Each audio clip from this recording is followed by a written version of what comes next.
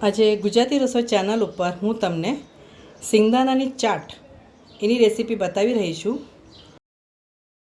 તે માટે અહીંયા મેં લોખંડની કઢાઈ લીધી છે। કઢાઈમાં મેં 1 ચમચી જેટલું તેલ ગરમ કરવા માટે મૂક્યું છે। તેલને હવે આપણે ગરમ થવા દઈશું। તેલ ગરમ થાય કે આપણે એમાં 1 ટીસ્પૂન જેટલું જીરું નાખીશું। તેલ થોડું ગરમ નથી થયું, આપણે આ જીરું ક્રેકલ થાય ત્યાં સુધી 1-2 મિનિટ રાહ જોઈશું। જીરું આપણું ક્રેકલ થવા લાગ્યું છે। હવે આપણે ગેસ સ્લો કરીશું। 1/2 ટીસ્પૂન હળદર, 1/2 ટીસ્પૂન ખાલી ધાણાનો પાવડર, સૂકા ધાણાનો પાવડર એટલે ધાણા પાવડર, 1/2 ટીસ્પૂન લાલ મરચું, થોડો કડી પત્તા નાખીશું।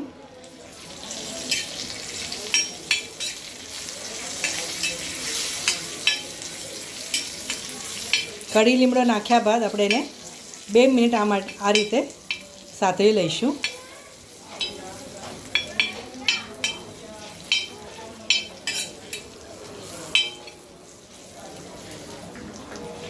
ત્યારબાદ આપણે એમાં શેકેલા સિંગદાણાના આ રીતે છાલ કાઢી લેવાના।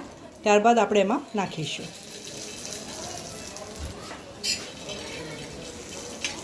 સિંગદાણાને સારી રીતે મસાલો કોટ થાય એ રીતે આપણે એને સાતળી લેવાના છે।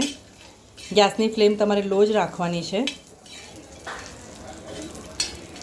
2 થી 3 મિનિટ આ રીતે તમારે મિક્સ કરી લેવાનું છે।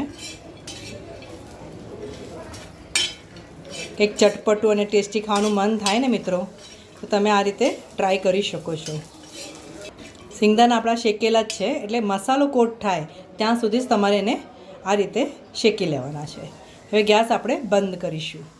મિત્રો હવે સિંગદાણાની ચાટ છે એટલે એમાં બધા ચાટ મસાલો, જીરા પાવડરને આપણે એડ કરવાનું છે।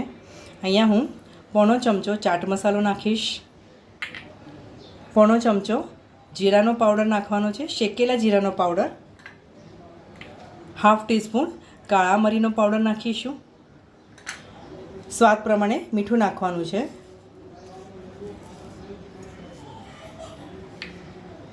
ચાટ મસાલો બધું નાખ્યા બાદ આપણે એમાં ઝીણી સમારેલી ડુંગળી નાખીશું, ઝીણું સમારેલું ટામેટું નાખીશું,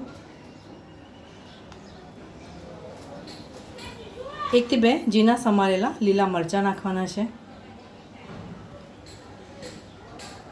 થોડી ઝીણી સમારેલી કોથમીર નાખીશું અને 1 લીંબુનો રસ નાખવાનો છે। આ બધું નાખ્યા બાદ આપણે એને સારી રીતે મિક્સ કરી લઈશું। જોયું ને મિત્રો, ઝટપટ અને ટેસ્ટી, ખાવામાં મજા પડી જાય એવી સિંગદાણાની ચાટ મેં બનાવીને બતાવી છે તમને। આ રેસીપી તમે એકવાર જરૂર ટ્રાય કરજો। સાંજની નાની ભૂખ માટે એકદમ ઉત્તમ રેસીપી છે આ।